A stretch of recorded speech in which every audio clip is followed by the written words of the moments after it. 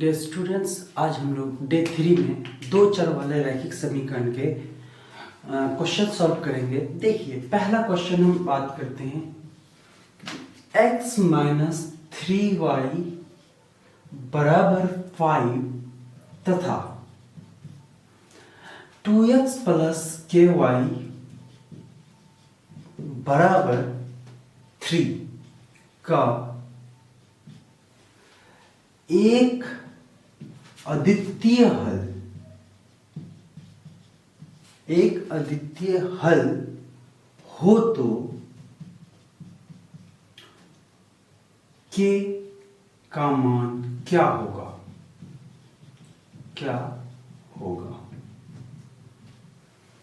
ठीक है, तो देखिए यहां पर कंडीशंस है, दो समीकरण दिया हुआ है और इनमें से आपको बताना है कि एक अननोन है k, तो k का वैल्यू क्या होगा। तो इस तरह के इसमें आपको पहले तो तीन कंडीशंस हम लोग जान लेंगे। जब सबसे पहले कि द्विघात दो चर वाले रैखिक समीकरण का मानक रूप हम लोग जानते हैं a1x प्लस b1y बराबर प्लस c बराबर 0, a2x plus b2y plus c बराबर 0। मतलब कि x का गुणांक को a1 कहेंगे, x के पहला वाला समीकरण का y के गुणांक को b1 कहेंगे, अचर पद को c कहेंगे। अब x के गुणांक दूसरे वाले समीकरण में x के गुणांक को a2 कहेंगे, y के गुणांक को b2 कहेंगे और अचर पद को c कहेंगे। तो इन में से हम यहाँ पे कंडीशन देखना पड़ता है इन अनुपात का कि a1 बटे a2 बराबर नहीं b1 बटे b2।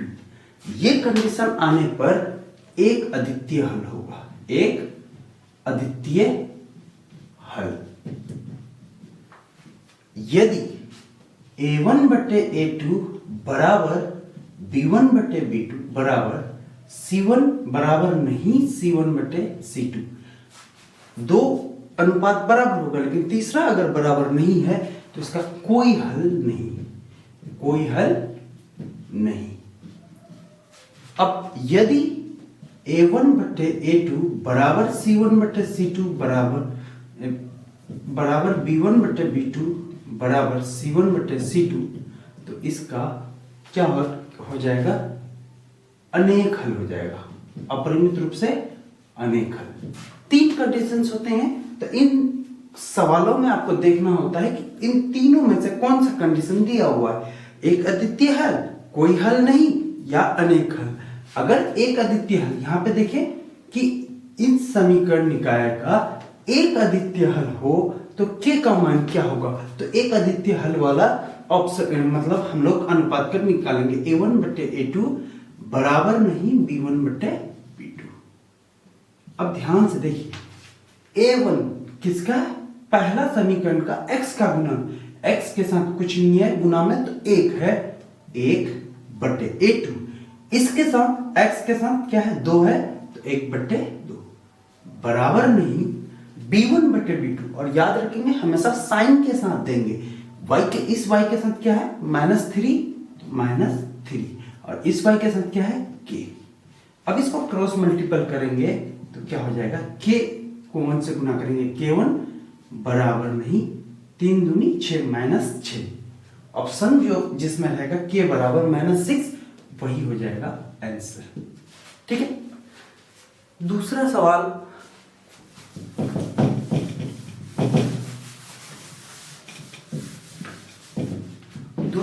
हम लोग देखेंगे कि एक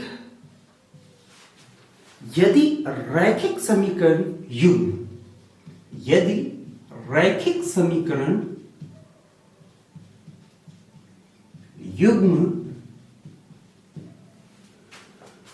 संगत है, यदि रैखिक समीकरण युग्म संगत है तो रेखाएं होंगी। अब ऑप्शन देख करके आपको आंसर देना है। ऑप्शंस होंगे समांतर, बी संपाती सी समांतर और समपाती दोनों, समांतर और समपाती दोनों, या डी प्रतिच्छेदी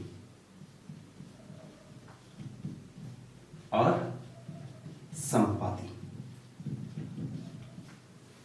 ठीक है, तो आपको ध्यान देना यह है कि रैखिक समीकरण युग्म संगत क्या कब होगा। इसके लिए दो संगत और असंगत दो कंडीशंस होंगे।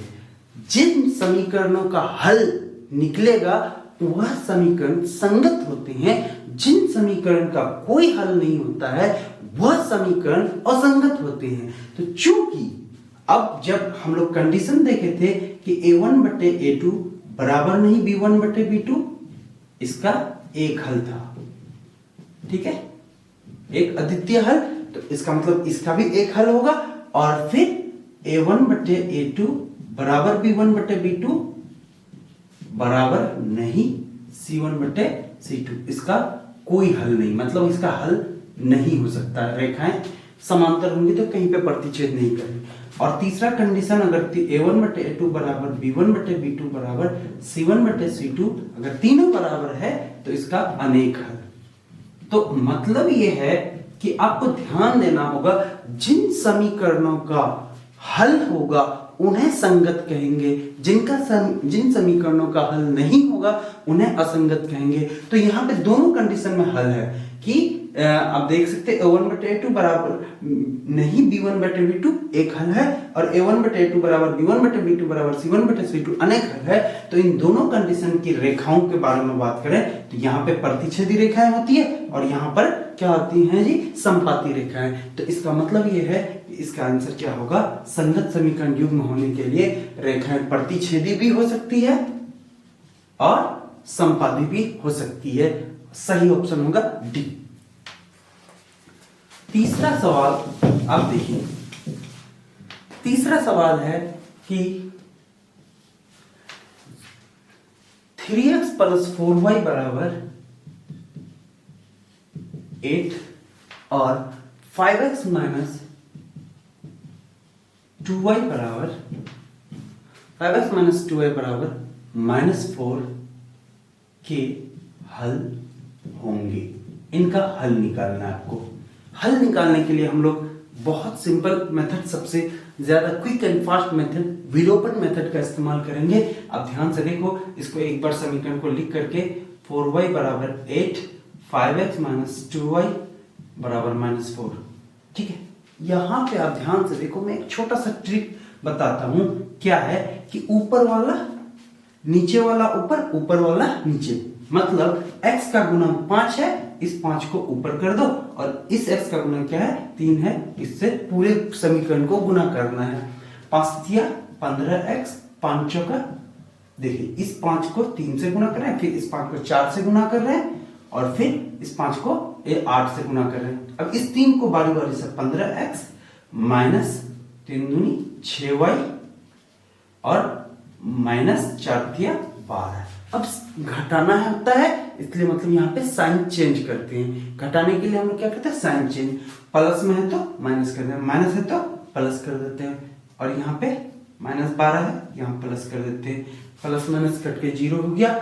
20y से 6y, इसके साथ भी प्लस, इसके साथ भी प्लस, इसलिए क्या हो जाएगा 26y प्लस में, और इसको गुना करोगे, जोड़ेंगे तो दोनों के साथ प्लस है, 2 4 और 5, तो y बराबर कितना हो जाएगा 52 बटे 26, 26 से कम 26, 26 दूनी 52, y बराबर 2।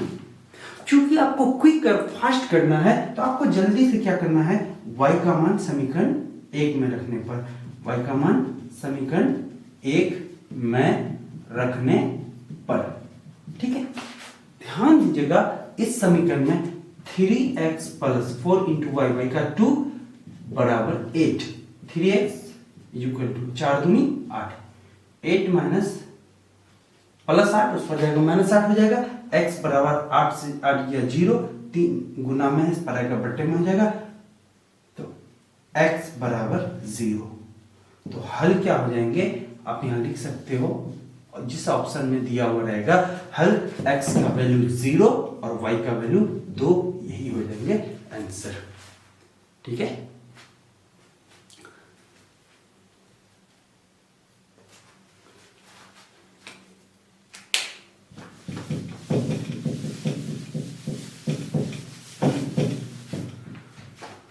अब चौथा सवाल देखिए। चौथा सवाल फिर उसी तरह का है कि के किस मान के लिए निकाय का अनगिनत हल होंगे। के किस मान के लिए निकाय का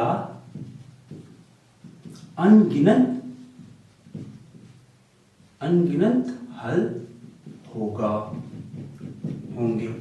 ठीक है, अब ध्यान से देखिए कि निकाय दिया हुआ है क्या है, 3x प्लस ky बराबर 9, 5x माइनस 10y बराबर 15। अनगिनत हल होने का मतलब है कि अनेक हल। हमने पहले भी बताया, कंडीशंस आपको पता है, मैं फिर से लिख देता हूं। a1 बटे a2 बराबर नहीं b1 बटे b2, तो एक हल होगा। अगर a1 बटे a2 बराबर है b1 बटे b2 बराबर नहीं c1 बटे c2, कोई हल नहीं। a1 बटे a2 बराबर b1 बटे b2 बराबर c1 बटे c2, अनेक हल। तो यहाँ पे देखेंगे कंडीशन क्या, अनगिनत मतलब अनेक हल, तो अनेक हल वाला कंडीशन लगाएंगे। a1 बटे a2 बराबर b1 बटे b2 बराबर c1 बटे c2 होना चाहिए। अब ध्यान से देखिए a1 बटे a2, a1 कितना है 3 बटे 5 बराबर होना चाहिए k बटे -10 और बराबर होना चाहिए c1 बटे c2 9 बटे 15। अब आपको k का वैल्यू निकालना है, तो यहां से आप निकाल सकते हैं k का वैल्यू। तो इस पहले दो वाला लेके चलेंगे, 3 बटे 5 बराबर k बटे -10। ठीक है, तो ध्यान से देखिए, क्रॉस मल्टीपल करेंगे, 5 इंटू के बराबर 10 तिया 30, 5 एकम 5, 5 छके 30, के बराबर -6, ये हो जाएगा आपका आंसर। पांचवा सवाल है, ध्यान से देखिए कि यदि दो चरों में रैखिक समीकरणों के आलेख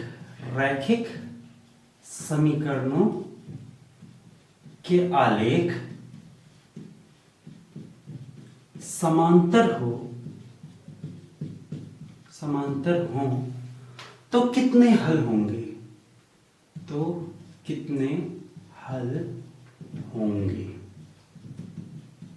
देखिए यहां पर मैं छोटी सी बात बता रहा हूं कि आलेख जो है, रेखाएं जो है, जितनी बार एक दूसरे को प्रतिच्छेद करेगी उतना हल होगा, प्रतिच्छेद नहीं करेगी तो हल नहीं होगा। अब देखो 3 कंडीशंस आते हैं। क्या क्या कंडीशंस है कि पहला मैं यहां आपको बता देता हूं बिल्कुल शॉर्ट में, आप याद रख लोगे। ये है प्रतिच्छेदी, एक बिंदु पे प्रतिच्छेद किया, ये प्रतिच्छेदी हुआ। प्रतिच्छेदी मतलब एक बिंदु पे प्रतिच्छेद करने वाली रेखा प्रतिच्छेदी रेखा कहलाएंगी। और ये क्या हो जाएगा, कितनी बिंदु पे प्रतिच्छेद किया, एक बिंदु पे एक हल। ठीक है, अब मान के चलो ये दोनों रेखाएं समांतर होने का मतलब किसी भी बिंदु पे एक दूसरे प्रतिच्छेद नहीं किया, इसलिए इसका कोई हल नहीं।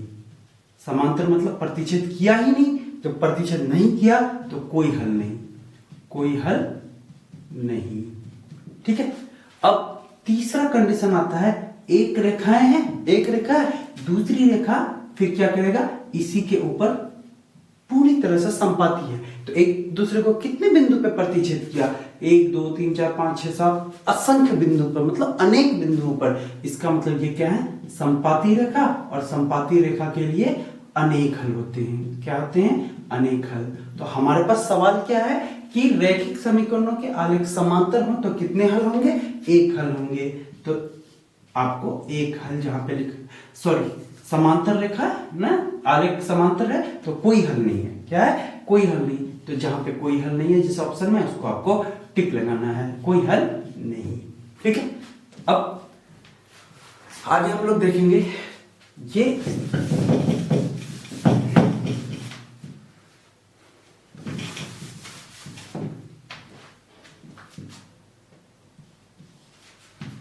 एक संख्या दूसरे संख्या से दुगुना है। एक संख्या दूसरे संख्या से दुगुना है। दोनों संख्याओं का योग 27 है। दोनों संख्याओं का योग 27 है। तो संख्याएं बताएं, संख्याएं बताएं। ठीक है। अब ध्यान देने वाली बात यह है कि अब यहां पे चूंकि थोड़ा सा क्या है, आपको यहां पे अगर मतलब ऑप्शन बहुत सरल दिया हुआ है, देख करके आंसर लिख सकते हैं, तो डायरेक्ट हम लोग वही करेंगे। ऑप्शंस है दिए हुए 9, 18। ऑप्शन बी है 6, 21। ऑप्शन सी है 10, 17। ऑप्शन डी इनमें से कोई नहीं, इनमें से कोई नहीं।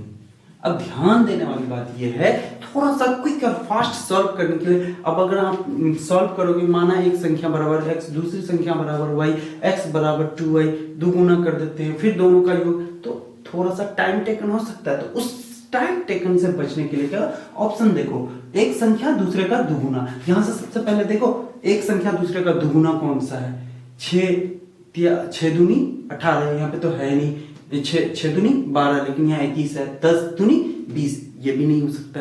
तो अब यहाँ 9 दूनी 18, पहला ही ऑप्शन में दुगुना है, ये होने का चांस है। लेकिन दूसरा कंडीशन जोड़ लो, दोनों का योग क्या है 27 होना चाहिए। 9 और 18 को जोड़ो तो 18 और 9 27 होता है, इसलिए यही ऑप्शन बिल्कुल सही है। ठीक है, यहाँ पे कर सकते हो, 9 को दुगुना से गुना करें, 9 दूनी 18, और 9 को 18 से जोड़ेंगे, 18 और 9 27, इसलिए ऑप्शन ए सही है। इस तरह के सवाल को आप ऑप्शन देख करके जल्दी से क्विक एंड फास्ट सॉल्व कर सकते हैं। अब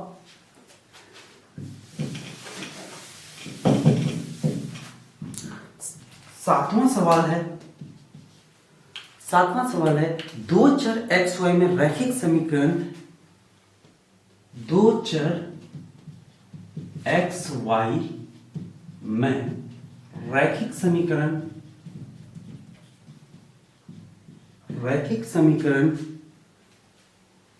ax plus by plus c बराबर 0 है। इनके कितने हल होंगे, इनके कितने हल होंगे?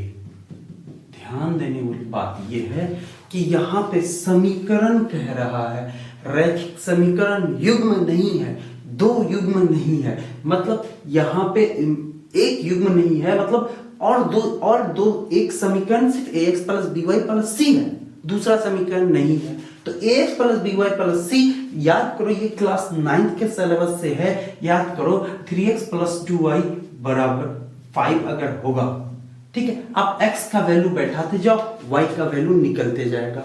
अब एक एग्जांपल दे देते हैं, x बराबर 0, तो 3 इंटू 0 2y बराबर 5, तो 0 2 जोड़ेंगे तो y बराबर कितना हो जाएगा 5/2। अब x बराबर अगर 1 रखते हैं, ठीक है, 3 इंटू 1 प्लस 2y बराबर 5, ठीक है, 3 एकम 3, 2y बराबर 5 माइनस 3, y बराबर 5 से 3 या 2/2, कितना हो जाएगा y बराबर 1। x बराबर 1 रखने पे y का वैल्यू, x बराबर 2 रखोगे तो y का कुछ वैल्यू आएगा, 3 रखोगे तो अनगिनत वैल्यू आएंगे। कितने हल हो जाएंगे? अनगिनत। इसलिए जब भी इस तरह का सवाल रहे कि एक ही रैखिक समीकरण युग्म दिया हुआ रहे, जब एक रैखिक समीकरण युग्म दिया हुआ रहे तो उसके कितने हल होंगे, चाहे यहाँ ax by प्लस c दिया हुआ रहे, या यहाँ पे कोई अंक दिया हुआ रहे, या px py प्लस r बराबर 0 दिया हुआ है, हर बार आप क्या करोगे, उसके एक समीकरण रैखिक युग्म दिया हुआ हो तो उसका आंसर, उनका क्या आंसर होगा, अनगिनत हल होंगे या अनेक हल होंगे। और परिमित रूप से अनंत हल या अनेक हल या अनगिनत हल होंगे। ठीक है, अब 8वां सवाल देखें।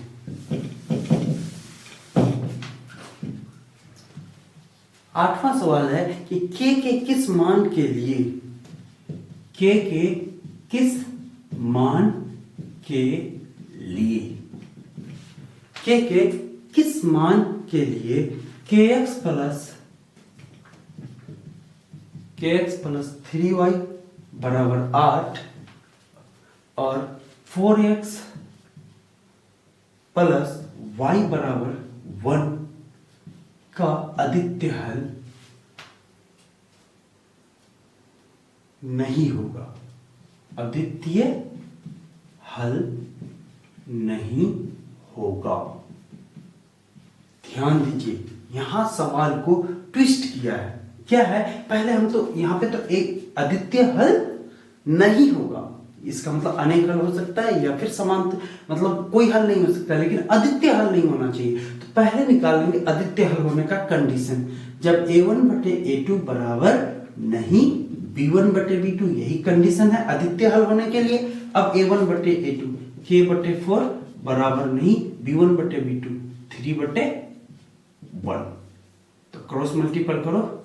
अब कि k को 1 से गुना किए 1 3 चौका 12, k बराबर नहीं 12, लेकिन कंडीशन देखो, अगर k बराबर नहीं 12 होगा, k बराबर नहीं 12 होगा तो अद्वितीय हल हो जाएगा। इसका मतलब k अगर बराबर 12 हो जाए तो अद्वितीय हल नहीं होगा, k बराबर अगर 12 हो जाए तो अद्वितीय हल नहीं होगा, इसलिए k बराबर 12 होने पर, ठीक है, अद्वितीय हल नहीं होगा, अद्वितीय हल नहीं होगा।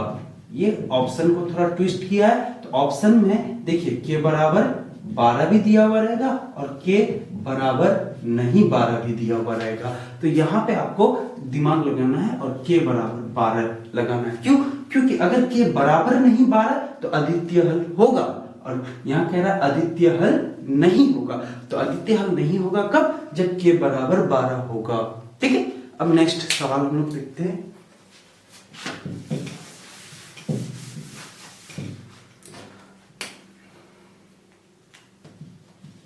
x बराबर -15 का आलेख कैसा होगा? का आलेख कैसा होगा? ध्यान दीजिए, आलेख का मतलब एक रेखा, ठीक है। जब x बराबर -15, अब अगर इसको हम सॉल्व करके आपको बताएं कि x बराबर -15, इसको हम x बराबर y कुछ के साथ 0 गुना में है बराबर 15। अब ध्यान से देखो कि अगर हम x प्लस, ठीक है, y का वैल्यू 0 रखेंगे, यहाँ पे आप बना लो, ठीक है, x और y का वैल्यू 0 रखेंगे तो ये 0 हो जाएगा, y बराबर 15 है, ठीक है। अब y, ठीक, अब ध्यान से देखो, y का वैल्यू 0 इंटू 1 रख रहे हैं, तो 0 एकम 0, फिर वही 15 ही होगा। y का वैल्यू 2 रखेंगे तो 2 इंटू 0 बराबर 0, तो x प्लस 0 बराबर 0, तो x बराबर कितना होगा? 15। मतलब y का कुछ भी वैल्यू रखो, हर बार x का वैल्यू कितना आएगा? 15 आएगा। अब इनका ग्राफ खींच के अगर आप देखोगे तो ध्यान से देखो, x और y, ठीक है, 1 2 3 4, ठीक है, 1 2 3 4 5, ठीक है, इस तरह से हम दे सकते हैं 15 तक, ठीक है। और यहाँ पे -1 1 2 3 4 5, ठीक है, इधर माइनस वाला -1 -2 -1 -2। अब यहाँ देखो, मान के चलते हैं यहाँ कहीं पे 15 है, तो x का वैल्यू, y का वैल्यू 0, x का वैल्यू 15 यहाँ पे आ जाएगा, y का वैल्यू 1, x का वैल्यू, y का वैल्यू 1, x का वैल्यू वही 15, y का वैल्यू 2, x का वैल्यू वही 15। जितना भी वैल्यू रखो, इन सभी बिंदुओं को मिलाओगे तो क्या हो जाएगा? ये रेखा, यह आलेख कहलाएगा। ये किसके समांतर हो जाता है? y अक्ष के समांतर हो जाता है। तो ध्यान देने वाली बात यह है कि हम आपको शॉर्ट में एक छोटा ट्रिक याद रख लेंगे हम लोग कि अगर x का वैल्यू अचर है, x का वैल्यू अचर है तो आलेख y अक्ष के समांतर होगा। आलेख किस अक्ष के समांतर होगा? तो यहाँ पे ऑप्शन हो जाएगा y अक्ष के समांतर, y अक्ष के समांतर, ठीक है। यदि अगर कहेगा कि y बराबर -3 है तो इसका ग्राफ कैसा होगा कि y का वैल्यू अचर है, अचर मतलब एक संख्या, ठीक है, तो एक्स अक्ष के समांतर होगा, एक्स अक्ष के समांतर होगा। ठीक है, अब नेक्स्ट क्वेश्चन हम देख लेते हैं।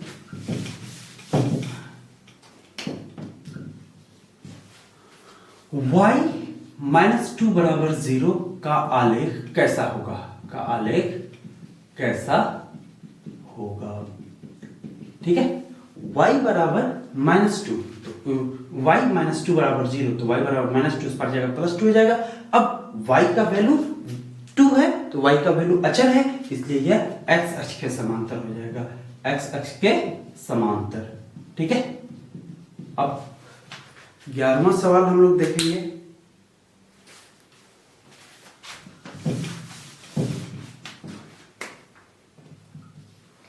x माइनस वाई बराबर 0, x प्लस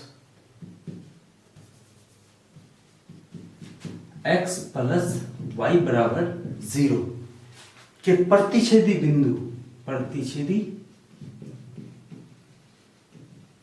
बिंदु के निर्देशांक, याद रखेंगे हम लोग, प्रतिच्छेदी बिंदु के निर्देशांक होंगे। ठीक है, प्रतिच्छेदी बिंदु का निर्देशन क्या होता है, हल को कहते हैं। मतलब x का वैल्यू कितना होगा, y का वैल्यू कितना होगा, तो हम क्या करेंगे, सीधे निकाल देंगे। x माइनस वाई बराबर 0, x प्लस वाई बराबर 0। यहाँ क्रॉस, यहाँ गुना करने की जरूरत नहीं, plus y minus y cut के खत्म। 2x बराबर 0, x बराबर 0, x माइनस वाई की जगह 0 बैठेंगे तो 0, x बराबर 0, सॉरी माइनस 0 माइनस वाई बराबर 0, 0 से माइनस वाई बराबर 0, माइनस से गुना कर देंगे तो वाई बराबर 0। प्रतिच्छेदी बिंदु जिसको हम हल भी कह सकते हैं। ठीक है, कितना हो जाएगा, 0 0, यही हो जाएगा आंसर। x का वैल्यू